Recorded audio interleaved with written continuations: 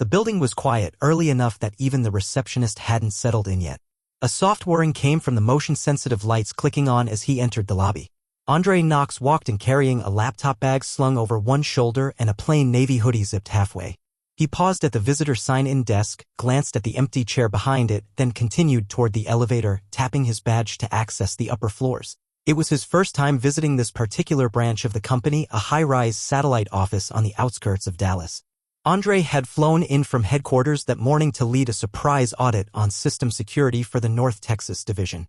He was scheduled to meet with the local management team later, but for now he wanted to walk the floor, observe how things ran when no one was on guard. His sneakers squeaked slightly on the polished floors as he stepped out on the 12th floor. Rows of cubicles still sat mostly empty. One cleaning staff member was pushing a cart near the break room and looked up briefly, gave a small nod, then returned to wiping down a counter. Andre appreciated that, just a quiet acknowledgement. He walked slowly down the hall, scanning IDs on doors and checking network access points, making a few notes on his phone. He was halfway through reviewing an unsecured terminal when a sharp voice cut across the room. "Hey, you're not supposed to be back here." Andre turned slowly. A man in a tailored gray suit was striding toward him, face tight, brows drawn. "I asked you a question," the man said. "Maintenance isn't authorized on this floor during business hours." Andre blinked once, then looked down briefly at his hoodie. Before he could respond, the man stepped closer. "Let me see your ID," he snapped. "Now." Andre didn't react right away. He took a moment, watching the man's eyes scan his face, his clothes, and then flick to the badge clipped low on his waistband. It was corporate issue but worn without the lanyard most visitors used. "I'm not maintenance," Andre said, calm and clear. The man frowned. "Then what are you doing touching terminals?" "That's restricted access." Andre held his gaze. "Checking network integrity." "That's not your role," the man shot back, stepping closer. "This floor is off limits to unauthorized personnel." Andre raised his ID slowly, letting the man read it for himself. There was a brief silence. Then came a short, dry laugh. "Oh, you're one of the contractors. They didn't tell me anyone was scheduled for today." Andre didn't answer. His badge didn't say contractor. "I'll have to report this anyway," the man added. "You should be wearing standard uniform if you're doing inspections. Not wandering around dressed like." He stopped short. Andre's expression didn't change. "Dressed like what?" The man didn't answer, just narrowed his eyes. "This is a professional environment. Image matters." From a nearby cubicle, a young woman looked up. Her screen showed lines of code. She glanced between the two men, eyes lingering on the tension, then quickly turned back to her monitor. Andre slid his phone back into his pocket. "You didn't answer my question." "Who are you?" The man bristled. "I'm Ryan Keller, VP of Operations, and I don't need to explain myself to janitorial staff." Andre nodded once, slowly. "Noted." Ryan didn't seem to notice the shift in Andre's posture. Or maybe he did, but chose to ignore it. He gestured broadly toward the hallway. "Let's go. I'll have security verify your clearance. You can't just be walking through server areas unescorted." Andre didn't move. "You're making a lot of assumptions." Ryan scoffed. "What else am I supposed to think? You're out of dress code, you're not on the calendar, and you're poking around sensitive systems." Andre slowly reached into his bag, not hurried, not defensive. Just efficient. He pulled out a slim black folio and flipped it open. Inside was a laminated corporate ID with a platinum stripe and a clearance level well above Ryan's own. Ryan leaned forward to read it. His face changed. He paused, mouth slightly open. "Yes," Andre said. "Director of Systems Architecture. Headquarters." Ryan stepped back a half step.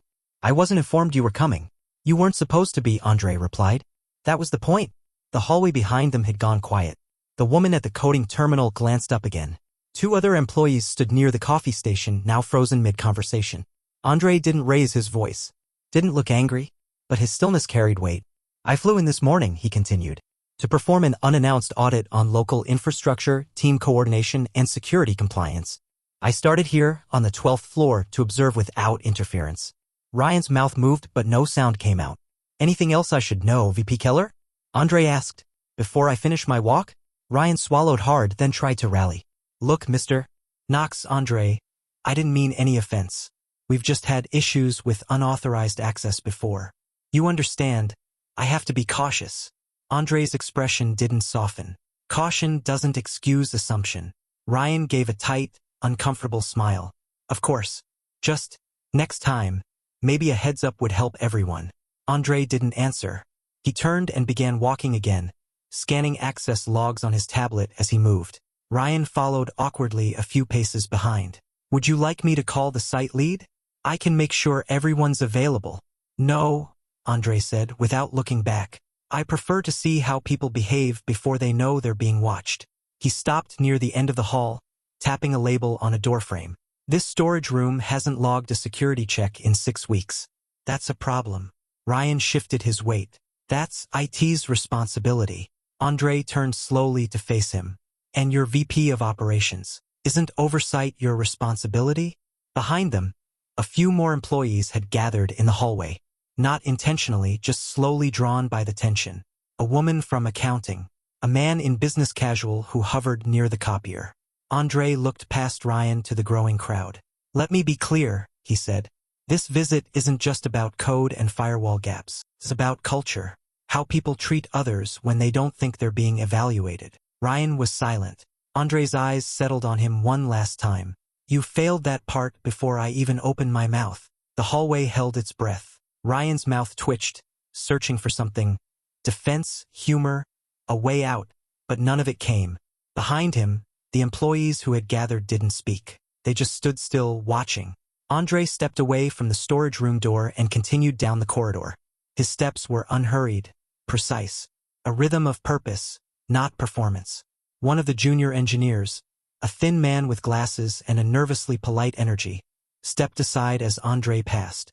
Good morning, sir, he murmured, eyes avoiding contact. Andre nodded once. Further down, the woman at the coding terminal had stood. She wasn't pretending anymore. She watched Andre move with the quiet attention of someone realizing what she just witnessed was important. Andre paused at another terminal. Logged in, screens unlocked. He tapped a few keys, took a photo with his phone, then turned back toward the silent group. Compliance isn't just about systems, he said quietly. It's about how people behave when they think someone doesn't matter. Nobody replied. The copier buzzed briefly in the silence, a stray document printing out. Ryan stood like he'd forgotten what to do with his hands. Andre started walking again. This time, nobody tried to stop him. Andre entered the small conference room at the end of the hall. It was empty, save for a projector, a long table, and a faint ring of coffee mugs left from some previous meeting. He closed the door behind him and connected his laptop to the system. The screen blinked to life with the company's secure network. Andre typed in his credentials, pulled up the internal audit interface, and launched the video call. 2 faces appeared, Marie Cho, Chief Information Security Officer, and Ken Patel, Head of Compliance. You're early, Marie said, raising an eyebrow. Everything okay? Andre leaned back slightly in the chair. Depends on how you define okay. Ken adjusted his glasses. You found something? I found everything, Andre said flatly. Unsecured terminals, lax badge enforcement, a complete breakdown in basic access protocols. He hesitated before continuing. And a VP who confused me for janitorial staff. In front of witnesses. Marie's expression didn't change, but her tone did. Are we talking about Ryan Keller? Andre nodded once. Didn't even ask who I was. Just saw a hoodie and assumed. Ken sighed quietly. We've had murmurs about the North Texas division. Culture issues, bias in hiring. But no one's documented it cleanly. They have now, Andre said, turning his laptop to show the audit logs and internal photos. Marie leaned forward. What do you want to do? Andre's response was quiet. Let them keep talking. I'm not done yet. When Andre stepped out of the conference room, the tone of the office had shifted. People weren't avoiding him, but they weren't meeting his eyes either. Conversations stopped as he passed. The kind of hush that signaled too much had been overheard. Too many whispers passed too quickly. Ryan was no longer pacing the floor. His office door was closed, the blinds drawn. Andre made his way to the elevator. At the security station near the lobby, the receptionist had arrived, young, sharp-eyed, and visibly confused to see a senior badge flash past. You're with? She started, half rising from her chair. Andre just held up his ID. Her eyes widened. I'm sorry. I didn't realize. No need, he said. You didn't stop me. A few people in the lobby watched as he stepped into the elevator. None of them said a word. The doors closed. Upstairs, behind the glass walls of the executive suite, someone was making frantic calls. Andre rode the elevator to the top floor in silence, watching the numbers rise. He wasn't going to knock this time. He was going to walk in through the front door. The elevator doors slid open with a soft chime. Andre stepped out into the top floor, quieter, carpeted, and colder. The kind of space designed for people who didn't like being surprised. Reception was empty. Just a glass wall bearing the company logo and a hallway leading to a row of private offices. He walked past the framed awards, the polished decor, the carefully arranged success stories. At the far end of the hall, a nameplate read, Ryan Keller, Vice President, Operations. Andre opened the door without knocking. Ryan looked up from behind his desk. He wasn't on the phone anymore. He stood immediately. Andre, I was just about to reach out. Listen, about earlier. Andre closed the door gently behind him and remained standing. I've heard the excuses, he said calmly. Now I'd like to hear the plan. Ryan blinked. The plan. For fixing what's broken down there, Andre said, motioning downward. In the culture. In the protocols. In the way people are treated when they don't wear a suit. Ryan sat back down slowly, his voice tentative. We take your concerns seriously. Andre cut him off, not harsh, just final. They're not concerns. They're facts. Documented. And already shared with corporate. Ryan's posture stiffened. Shared with your superiors, Andre finished. Including HR and legal. A full compliance review is underway. Your staff has already been notified to cooperate. Silence filled the room. You thought this was about one interaction, Andre said. It's not. Ryan opened his mouth, but nothing came out. Don't worry, Andre added, stepping back toward the door. You'll have a chance to speak. His hand paused on the handle. But next time it'll be in a room you don't control. Andre left Ryan's office without another word. The hallway felt longer on the way back. Each step echoing off the polished floors. Not loud, but steady, measured like everything else he did. By the time he reached the elevator, the receptionist had returned. She didn't speak this time, just watched him pass with wide eyes and a posture more attentive than before. Down in the lobby, the morning had shifted from quiet to uncertain. Staff gathered near the windows, murmuring. No one dared approach him, but their glances lingered longer. A few looked down, embarrassed.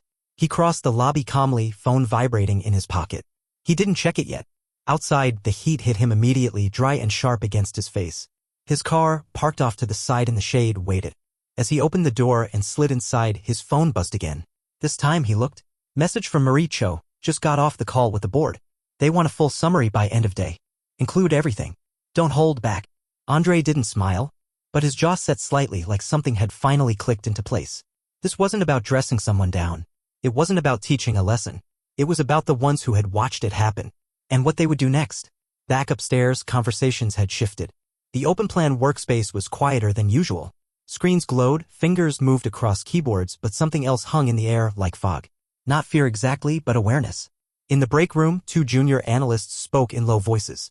You saw what happened with Keller, right? One asked, glancing over his shoulder. I didn't see all of it, the other replied. But I heard the guy in the hoodie's a director from HQ. He didn't act like one, the first said. That's the point. Across the room, the engineer from earlier, the one who had stood silently when Andre was stopped, typed rapidly at her desk, then paused. She glanced toward Ryan's empty office, lips pressed tight, then minimized her screen and opened a blank document. At the printer, someone folded a copy of the internal policy handbook and slipped it into their bag. A subtle gesture. Small, but different. At the receptionist's desk, a manager from HR arrived, badge clipped high and visible, and handed over a folder labeled Employee Culture Audit. Things were moving. Not loudly. Not quickly. But they were moving. And the man in the hoodie? He hadn't even raised his voice.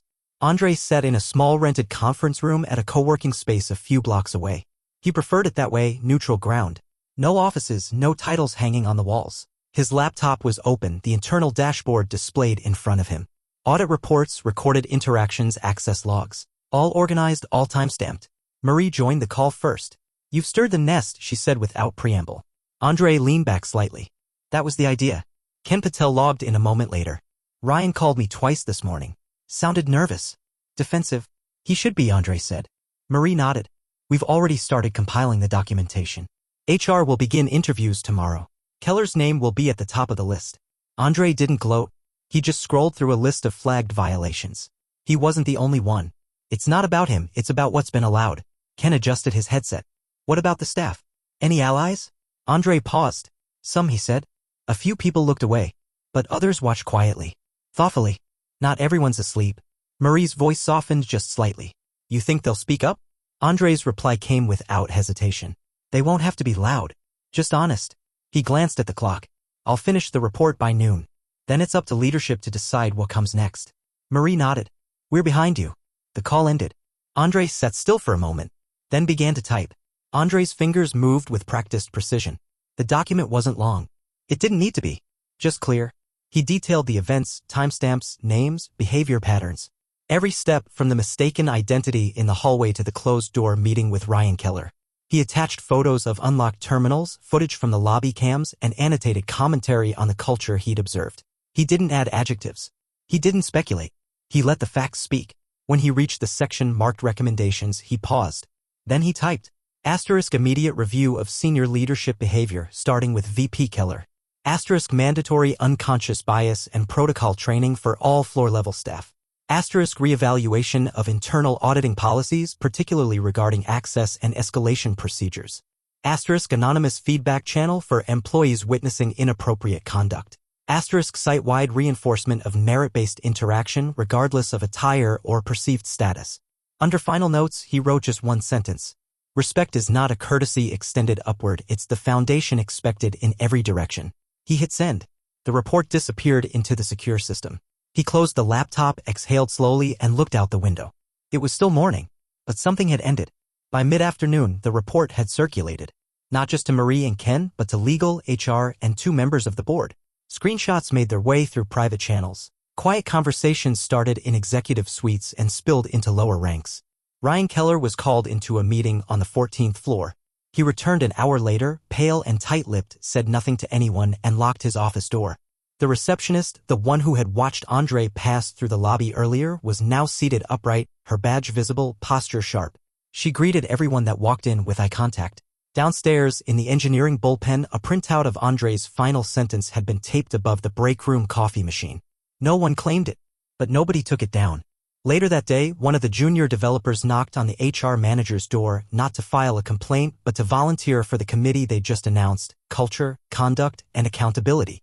At 4:12 p.m., Andre received a short message on his phone. From Marie Cho. Subject, Response Board supports your recommendations. Compliance protocol to be updated next quarter. Keller reassigned, pending formal review. You'll be invited to lead the first training session. Internal message going out tomorrow. Quiet ripple. Loud result. Andre read it once. Then again.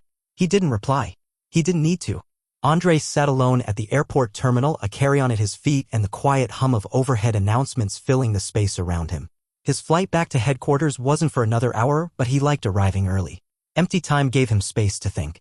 Across the aisle, a man in a charcoal suit was tapping away on his phone. Nearby, a teenage girl in a college sweatshirt scrolled through music. No one paid Andre much attention. And that was fine.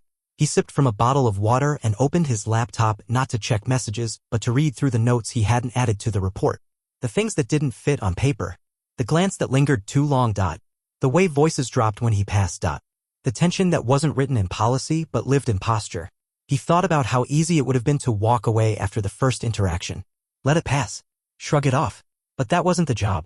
Not just fixing networks, but exposing what was broken behind the polished walls. Andre closed the file and looked up. A small girl, maybe 6 or 7, stood a few feet away, studying him with quiet curiosity. Her mother called her name, and she ran back quickly. Andre gave a small nod to no one in particular. He hadn't changed the world, but he had shifted something. Slightly. And sometimes that was enough. The plane lifted off just after sunset, rising into a sky streaked with gold and fading blue. Andre sat by the window, eyes on the horizon, hands still. He didn't think about awards or recognition. He didn't need his name mentioned in company memos or press releases. What mattered was what happened when he wasn't in the room, how people carried themselves, how they adjusted. Downstairs, on that 12th floor, someone would check their tone next time. Someone else might wait a second longer before making an assumption. Maybe the receptionist would speak more confidently. Maybe the girl who watched it unfold would think differently about her own place in the room. And maybe Ryan Keller, in whatever office he was moved to next, would remember what it felt like when the suit he wore couldn't protect him from the truth. Andre leaned back in his seat as the cabin lights dimmed. The hum of the engines blended with the quiet conversations around him. Flight attendants moved through the aisle, but he didn't need anything. Outside, the city shrank to dots of light. And behind those lights were stories. Some would never be told. But this one had already started to change the people who'd seen it. Quietly. Permanently.